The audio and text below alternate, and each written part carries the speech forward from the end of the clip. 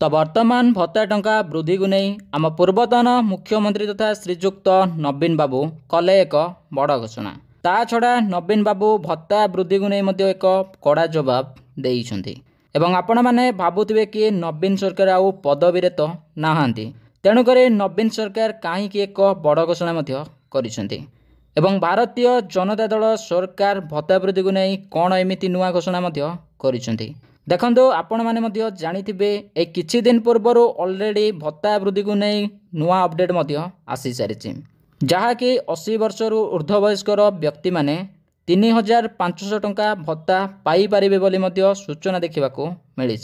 किंतु सबुठारो बड़ कथा है कि वर्तमान नवीन सरकार 3500 टंका भत्ता वृद्धि को नहीं कौन एमिति बड़ घोषणा करिसेंति। तबे कौन रही आज अपडेट टी वीडियोटी को निहाती भाव शेष पर्यंत देखंतु पूरा इनफॉरमेशन पाई परिबे। आम चैनल सहजरे केले एबे चैनल को सब्सक्राइब करी पाखरे आस्तुबा बेल आइकन को ऑल सिलेक्ट करिया को जमारू भी भूलिबे नाही। देखंतु वर्तमान भत्ता वृद्धि को नहीं ट्वीट करिसेंति विरोधी दल नेता तथा नवीन पट्टनायक। सीधा सड़क मोहन सरकार को टार्गेट करिया सह अगस्ट मास 16 तारिख भारतीय जनता दल एही प्रसंग रे जनजागरण अभियान आरंभ करने को जाउथिबा नहीं सूचना जगे जारी करिसेंति, जहाँकि भारतीय जनता दल निजर एक्स हैंडल रे ट्वीट करी सूचना जगे जारी करिसेंति।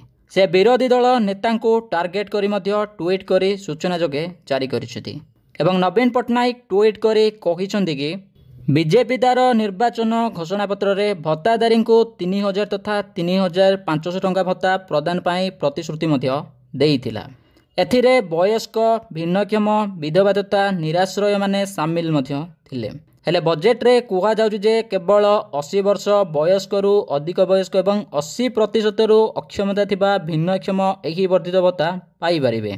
ता छड़ा 45,000 कोटी टंकार ऋण नै घोषणा पालन करा जाउ नै।